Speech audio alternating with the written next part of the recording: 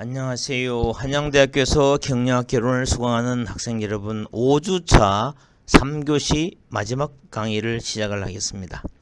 자, 우리 이번 5주차는 우리 공부하는 내용이 국제 경영에 관한 내용이었는데, 국제 경영의 개념도 살펴보았고, 국제 경영의 기원도 살펴보았고, 초창기 국제 기업이 어떤 내용이 있는가 살펴보았고, 한국 기업의 국제 활동에서 한국의 수출 현황, 한국 경제의 대외 의존도 등등도 살펴보았습니다.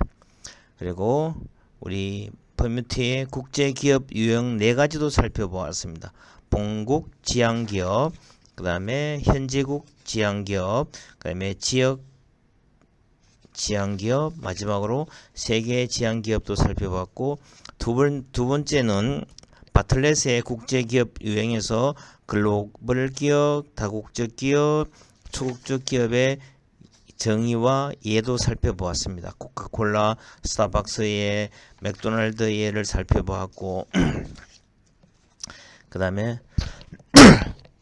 해외 시장 진출에서 문화적 환경도 살펴보았습니다. 그리고 홉스테드의 문화 차원 이론도 살펴보았습니다. 여기에는 개인주의 대 집단주의, 권력 간격, 불확실성에 대한 회피 정도 등등도 살펴보고, 마지막으로 남성다움 대 여성다움에 대한 내용도 살펴보았습니다. 자, 이번 마지막 시간에는 정치 법률적 환경이 어떻고, 그리고 해외 시장 진입 전략에 대해서 살펴보는 시간을 갖도록 하겠습니다. 자, 여기서 첫 번째 정치 법률적 환경을 보면은 국제기업이 해외에 진출할 때는 경제적, 문화적 환경뿐만 아니라 정치 법률적 환경까지 모두를 고려를 해야 됩니다. 본국과 진출국 간의 외교 관계도 따져봐야 되고, 현지 기업과 외국 기업 간의 갈등도 따져봐야 되고, 재산을 몰수당할 가능성이 있는지도 따져봐야 되고, 분쟁이 발생 시에서 처리 방식, 그리고 외국 기업의 고용이나 소유 등에 대한 법률적 규제, 그리고 배당금 처리에 관한 법규, 그리고 외국 기업에 대한 관세 정책, 그리고 해당 국가 정부의 경제활동 규제나 관여 여부 등의 정치 법률 문제 역시 국제기업이 고려해야 할 중요한 환경 요소 중에 하나라고 볼 수 있습니다. 자, 2016년대에서 한국에서 미국의 사드 배치를 승인을 하자 중국과 한국 간 사드 배치 갈등으로 중국이 한국을 대상으로 사드 보복을 하기 시작을 했습니다. 중국에 진출해 있던 한국 기업들이 큰 타격을 받게 되었습니다. 반한 감정이 고조되면서 한국 기업에 대한 불매 운동이 일어나게 되었습니다. 그래서 가장 대표적인 우리 사례를 하나 살펴보도록 하겠습니다. 중국은 특히 골프장을 사드 부지로 제공한 롯데그룹에 대한 강한 보복을 하기 시작을 했습니다. 그래서 중국 롯데마트에 대한 단속, 그리고 소방 안전 이유로 창고도 봉쇄를 하고 임시 영업 정지도 하고 그런 처분 명령서가 붙고 영업점이 폐쇄되는 그런 일이 벌어지게 됐습니다. 자, 중국에서 운영하고 있는 롯데마트에 대한 위생, 그리고 안전, 통신, 광고 등 다방면에 걸친 불시 단속을 수시로 하면서 벌가금을 부과하고 영업정지 명령을 내리는 그런 일이 벌어졌습니다. 그래서 결국은 롯데가 중국에서 철수하는 그런 일이 벌어지게 되었습니다. 참, 이거는 국가 간의 문제이기 때문에 심각한 문제죠. 그래서 정치 법률적인 환경을 따져봐야 됩니다. 여기서 재미있는 하나의 예를 얘기하자면은 가끔가다 예를 들은 중에 하나가 우리나라가 옛날에 마산에 수출 자유 지역을 설정해 가지고 그 안에는 약간의 취업권식으로 우리나라의 여러 가지 노조조합 활동도 이렇게 마음대로 할 수 없는 그런 글을 정한 적이 있었습니다. 이와 유사한 사례가 방글라데시 가면은 방글라데시도 우리나라의 수출 자유 지역이라는 것을 설정해가고 그 안에서는 소위 노조 활동을 어느 제한해 가지고 노조가 불법적으로 파업을 못하게 하는 그런 일이 있었습니다. 자, 그래서 바깥 그 수출 자유 지역에서는 노조의 불법 파업을 못하지만 그 지역을 벗어나면은 파업을 할 수 있는 겁니다. 파업이란 건 예를 들면은 버스가 움직이지 않는다든가 뭐 대중교통이 움직이지 않는 그런 경우가 생깁니다. 그러나 그 안에서는 정상적인 경영활동, 생산활동을 하도록 되어 있는 겁니다. 그러려면은 그 수출 자유지역에 근무하는 기업에 속한 직원들이 대중교통을 타고 출근을 해야 되는데 출근하는데 되게 오래 걸리는 그런 문제가 발생됐죠. 그래서 그 우리나라의 가장 대표적인 기업 중에 하나가 다카와 치타공의 생산 공장을 갖고 있는 영원무역이라는 회사에서는 그 직원들이 바깥에서 대중교통이 파업이 일어나서 못 오는 경우가 생기죠. 그러면 걸어서 오더라도 일찍 오는 그 직원들에게서는 그 공장 안에서 식당에서 아침 식사를 제공합니다. 그러면 어떤 경우는 일찍이 2시간, 3시간 걸리더라도 걸어서라도 오는 그런 현상을 교수님이 그 당시 95년도에 방글라데시 가서 현장을 목격한 적이 있습니다. 자, 이와 같이 정치 법률적인 환경은 되게 민감합니다. 그죠? 자, 그러면은 우리 그룹 토론 한번 해보겠습니다. 기업이 해외에 진출할 때 고려해야 할 환경 요인 중에서 가장 중요한 것은 무엇이라고 생각하는가? 그리고 그 이유에 대해서 한번 논의를 해보겠습니다. 가장 중요한 것은 해외 진출 시 모두 다 중요합니다. 정치적 문제도 중요하고 문화적 문제도 중요하고 그리고 경제적, 정치, 법률 환경 모두가 중요합니다. 다른 환경이 다 좋아도 한 가지 환경이 틀어질 경우에는 사업 활동에 큰 타격을 주기 때문에 어느 하나가 중요하다, 중요하지 않다고 얘기를 못하는 겁니다. 자, 그 이유를 보면은 경제적 환경에 대한 시장 분석은 당연히 선행되어야 할 부분입니다. 시장 분석 시 산업 구조론의 마이클 포터의 5포스 모델에 근거해서 기존의 산업 및 시장 내 경쟁자, 신규 진입자의 위협, 그리고 대체제의 위협, 공급자 구매력, 구매자 구매력을 분석을 하는 겁니다. 그리고 문화적 환경에 대한 이해와 적응은 현지 소비자들의 구매와 직결되는 중요한 부분입니다. 그 기업이 예측 통제하기 어려운 것은 바로 정치, 법률적인 환경입니다. 따라서 해외에 진출할 때는 경제, 문화적 환경뿐만 아니라 자국과 진출국의 정치적 관계 또한 주요한 분석 요소가 됩니다. 이와 더불어 현지국의 해외 기업에 대한 법률 규정을 상세히 확인하는 것 또한 중요합니다. 교수님이 조금 전에 예를 들어는 방글라데시의 수출 자유 지역에서는 파업을 못하는 그 예도 하나의 되게 중요합니다. 그래서 법적으로 파업을 할 수 있도록 되면 수시로 파업을 하면 그 나라에서는 영업을 하기가 너무너무 힘이 들어지는 상황이 벌어지는 겁니다. 자, 그 다음에 우리가 또 해외 시장의 진입 전략을 간단히 한번 살펴보도록 하겠습니다.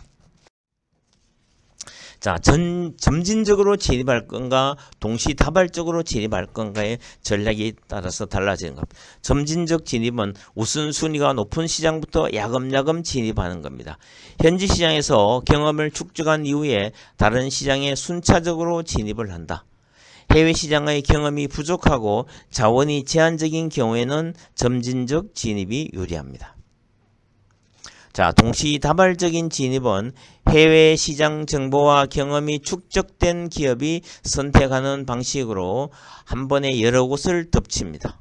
경쟁자에 비해서 해외 시장 진입이 뒤처졌거나 새로운 시장 진입 기회를 선점을 하고 경쟁자의 기선을 제압하기 위한 경우에는 여러 나라의 동시다발적 진입을 하기도 하는 겁니다. 점진적 할 것인가 동시다발적 할 것인가 이거는 진출하는 기업이 그 나라 현지 상황을 잘 분석해서 결정해야 됩니다.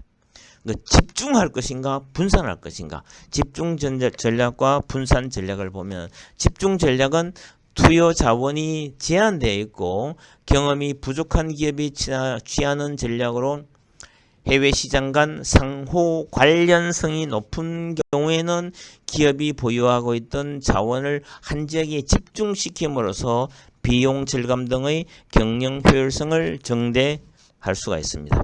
분산 전략은 발생 가능한 위험을 분산시키기 위한 의도적 행위로 여러 지역의 자원을 분배해서 해외 시장에서의 추이를 지켜보는 겁니다. 위험 관리 전략을 기초로 하는 경우에는 이런 전략도 필요합니다. 그 다음에 선점과 대결 구축 전략입니다. 선점 전략은 preemptive 스트래티지인데 선점자 우위 first move advantage입니다. 선점자가 먼저 선점하면 우위를 갖기 때문에 선점자 우위를 위해서는 경쟁 기업보다 앞서 진입하는 전략으로 단기적 손실을 감수하면서도 상당한 투자를 해야 하는 겁니다. 자, 그 다음에 대결 전략은 confrontation strategy인데 경쟁 기업의 본국 시장이나 다른 주요 시장에서 경쟁 기업과 정면으로 승부를 하는 경우입니다. 공격하는 기업의 자국 시장이나 제3시장에 대한 상대 기업의 보복 가능성이 제한적일 때 성공할 가능성이 높습니다. 대결 전략은 자, 그 다음에 구축 전략은 빌드업 스트래티지인데 주요 경쟁자들이 진입하지 않는 비교적 규모가 작고 매력도 역시 낮은 시장에 진입해서 시장을 형성하는 것인데 단기적으로 주요 경쟁자와의 직접 경쟁을 회피할 수가 있습니다. 현지 시장 규모가 작고 현지 시장 특성에 대한 적응이 필요할 때 적절한 전략입니다. 장기적으로는 조그만 시장이지만 이들을 교두보로 시장 확대에 나서 보다 직접적인 경쟁에 돌입을 하기 위한 준비 작업으로서는 괜찮은 전략 중에 하나입니다. 자, 그 다음에 수출 전략입니다. 수출을 어떻게 할 것인가, 직접 할 것인가, 간접할 것인가, 공동을 할 것인가 한번 살펴보겠습니다. 자, 수출 전략에서는 간접 수출은 수출 대응업자 또는 무역회사를 이용하거나 국내에 진출해 있는 외국 기업에게 물건을 판매하는 형태가 간접 수출 전략이고, 그다음에 직접 수출은 매출 규모가 크고 해외 시장 개척에 대한 의지가 확고한 경우에는 직접 수출을 하는 겁니다.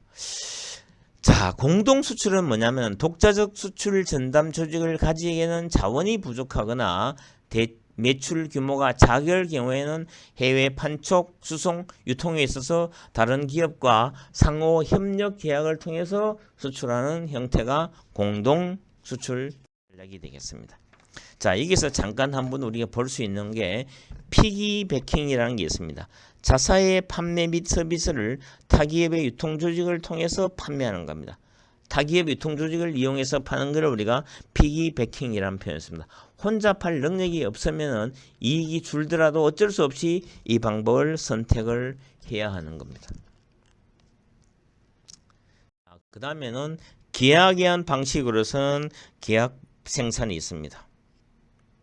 한 기업이 다른 외국 기업에게 생산 및 제조 기술을 제공하면서 특정 제품의 생산을 주문하고 그 주문 생산된 제품을 공급받아서 현지 생산이나 제3국의 시장에 재판매하는 방식을 얘기합니다. 투자가 필요 없고 관세 장벽을 피할 수 있지만 적합한 업체를 발견하는 것은 쉽지가 않습니다. 그렇죠? 자, 그 다음에 우리 해외 시장 진입 이용해서 계약에 의한 방식으로 또 라이센싱이라는 게 있습니다. 라이센싱. 상품 특허권이나 기술, 상호 및 상품 등과 같은 독점적 자산을 보유하고 있을 때 이러한 독점적 자산의 사용권을 해외 시장에 판매하는 방식을 얘기합니다. 계약 방식과 마찬가지로 투자 비용이 필요 없고 신속한 시장 진입이 가능합니다. 향후 시장 개척의 가능성이 제한이 되고 잠재적 경쟁자를 만들게 되는 겁니다. 라이센싱. 그 다음에 프랜차이징, 상표를 사용하는 업체는 특정한 방식으로 영업을 할 수 있는 권리를 받는 대가로 매출에 대한 일정 비율의 로열티를 지불하는 겁니다. 자, 재무투자가가 적은 편이지만 프랜차이즈의 통제를 받게 된다는 그런 특징도 갖고 있습니다. 자, 한국에 들어온 프랜차이즈 기업들을 보면은 데어리 퀸이라는 제품 회사가 있는가 하면 쉐이크색이라는 회사도 있고, 그다음에 에메겐 블리오스라는 회사도 있고, 할랄 가이즈라는 이런 제품들이 있습니다. 첫째, 데이리 퀸을 보면은 무중력 아이스크림으로서 블리자드로 유명한 디저트 패스트푸드 브랜드를 얘기합니다. 그 다음에 쉐이크색은 유효교시 필수 방문 자료로는 쉐이크색을 얘기합니다. 그 다음에 에메겐 블리어스는 1975년 보스턴에서 상생됐지만 40여 개의 맛의 아이스크림에 화려한 토핑을 입힌 겁니다. 그 다음에 할랄 가이즈는 뉴욕에서 푸드트럭으로 시작된 미국의 전설입니다. 이태원에서 첫 번째 한국 지점을 내고 점차 지역을 넓혀 나가고 있는 그런 기업들이 되겠습니다. 자, 그 다음에 해외 진출의 진입용에서는 단독 투자를 한번 살펴보겠습니다. 단독 투자. 여기는 합작 투자와 단독 투자가 있는데, 자, 첫 번째 합작 투자는 합작 투자의 주요 목적은 제한적인 자본 투자, 위험 분산, 현지 자원 활용 등으로 기업의 소유권과 기업의 경영을 분담하는 겁니다.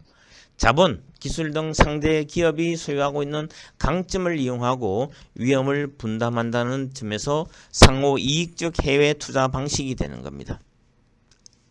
의사소통 문제나 경영활동 운영, 관리 문제로 파트너와의 갈등이 종종 일어나기도 하는 겁니다. 자, 그 다음에 단독 투자는 투자에 대한 현지 정부의 규제가 없고 투자에 필요한 자원이 충분할 경우에는 자회사를 설립함으로써 현지 생산 및 마케팅 활동을 기업이 완전하게 통제할 수 있는 경우에 취하는 방법입니다.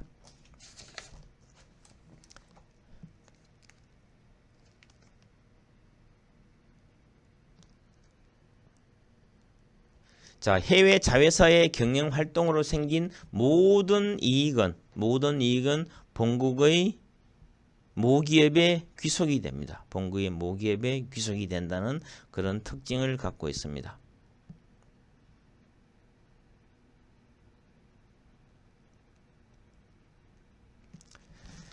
자, 그 다음에 우리는 또 알아볼 내용이 현지 기업을 인수하는 경우도 한번 살펴보겠습니다.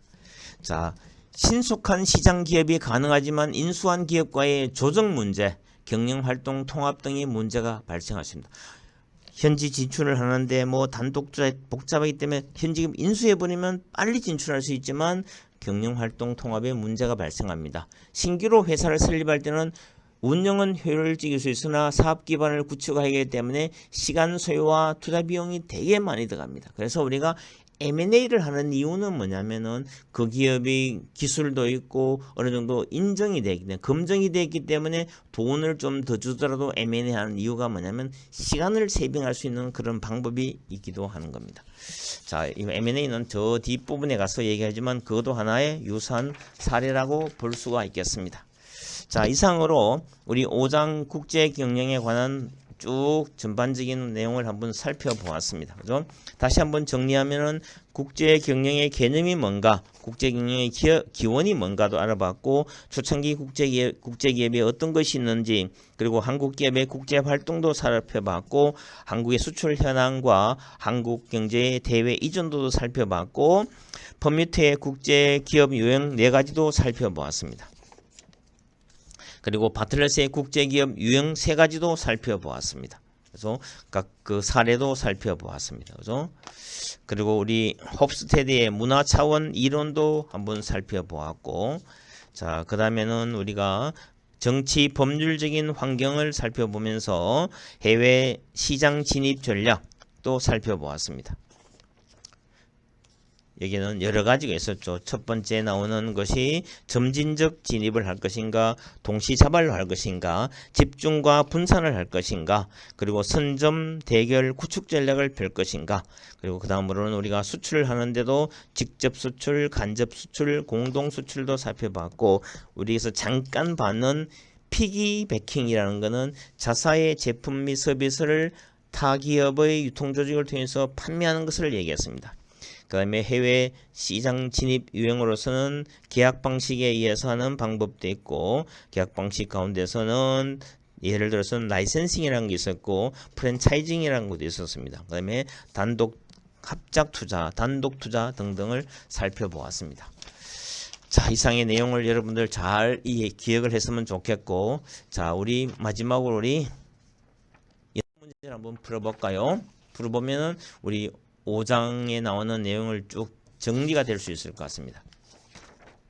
자, 국제경영은 무엇을 말하는가에 대해서 연습 문제는 국제경영의 기준은 국경선을 넘나드는지 여부로 2개국 이상에서 동시에 경영 활동을 하는 것을 얘기한다. 그렇게 이해하면 됩니다. 그러면 퍼뮤터가 제시한 국제기업의 4가지 유형과 각 유형의 특징은 무엇인가? 첫 번째가 본국 지향기업은 자국 중심으로 주요 전략과 의사결정은 모두 본국에서 한다. 그리고 현지국 지향기업은 현지인에게 경영 전반의 의사결정의 권한과 자율성을 부여한다. 그다음에 지역 지향기업은 국가를 블록화해서 지역 단위로 독자적인 경영 활동을 한다. 이렇게 보면 됩니다. 세계 지향기업은 세계를 하나의 시장으로 간주한다. 이렇게 보면 되고, 그다음에 바틀렉이 제시한 국제기업의 3가지 유형은 글로벌 기업, 그리고 다국적 기업, 초국적 기업이 있는데, 글로벌 기업은 모든 의사결정을 본국에서 하고 표준화된 제품을 전 세계에 유통을 하는 겁니다. 그다음에 다국적 기업은 현지 적응 전략에 초점을 맞추는 기업으로 진출해 있는 현지국에 맞추어 제품을 차별화하는 거고, 초국적 기업은 글로벌 통합 전략과 현지 적응 전략을 동시에 하는 이상적인 기업 형태를 얘기합니다. 그러면 4번째, 해외 시장 진출 시 대상국 환경 분석에서 꼭 고려해야 될 사항은 뭐냐면 경제적 환경은 반드시 해야 되고, 그다음에 문화, 정치, 법률적 환경에 대한 철저한 분석도 해야 된다. 그다음에 홉스테드가 문화 차원 이론에서 제시한 문화 분류의 기준은 첫째는 개인주의와 집단주의 정도, 그리고 대소 권력 간격 정도, 불확실성에 대한 회피 정도, 남성 다음이냐 여성 다음이냐 정도, 이것도 봐야 됩니다. 그다음에 6번째, 홉스테드가 문화 차원 이론에서 제시한 이거는 금방 했습니다. 그다음에 6번째, 홉스테드의 문화 차원 이론에서 제시된 대소 권력 간격은 무엇을 말하는지 한번 살펴보자. 이지 부와 권력이 불평등하게 배분되어 있음을 사회가 당연히 받아들이는지 혹은 아닌지를 의미한 것으로, 당연하게 받아들이는 경우에는 권력 간격이 큰지, 당연히 받아들이지 않는 경우에는 권력 간격이 작은 경우를 얘기합니다. 그다음에 7번째, 해외 시장 진입을 전략별로 어떻게 나눌 수 있는 3가지 기준을 제시해보라. 이거지. 첫 번째는 점진적 진입과 동시다발적 진입이 있고, 두 번째는 집중과 분산 전략이 있고, 셋째는 선점, 대결, 구축 전략이 있다. 그렇게 보면 됩니다. 그다음에 8번째, 해외 시장 진입을 유형별로 나눌 때는 수출, 직접, 간접, 공동 수출이 있고, 계약이라는 것은 계약 생산과 라이센싱과 프랜차이징과 합작 투자가 있고, 단독 투자는 현지 기업 인수와 신규 설립이 있다. 이렇게 하면 됩니다. 그 다음에 마지막으로 피기배킹이라는 건 뭐냐면 자사의 상품 및 서비스를 타 기업의 유통조직을 통해 판매하는 것을 피기배킹이라고 이렇게 이해하면 됩니다. 자, 이상으로 우리가 5장에 나오는 국제경영에 관한 내용을 쭉 정리를 한번 하고, 그리고 토론도 하고 연습 문제까지 다 풀어봤습니다. 자, 이상으로 우리 5주차 국제경영에 관한 강의는 마치겠습니다. 마치고 다음 주에는 우리가 무엇을 공부하느냐 하면은 조직 구성원에 대한 이해를 6장에 나오는 공부를 한번 해보는 시간을 갖겠고, 그 다음 주에는 직원 동기부여 7주까지 공부를 하고 나면 8주째는 우리가 중간고사 시험을 치기 때문에 우리 7주 끝날 무렵에는 중간고사 예상 문제를 교수님이 다 찍어주겠습니다. 그거는 노트 정리를 잘 해놓으면 되는 겁니다. 그죠? 자, 이상으로 5주차 국제 경영에 관한 강의를 모두 마치고 일주일 동안 여러분들 편안한 한 주를 보내고 주말 잘 보내시고 다음 주 토요일 날 뵙겠습니다. See you next week.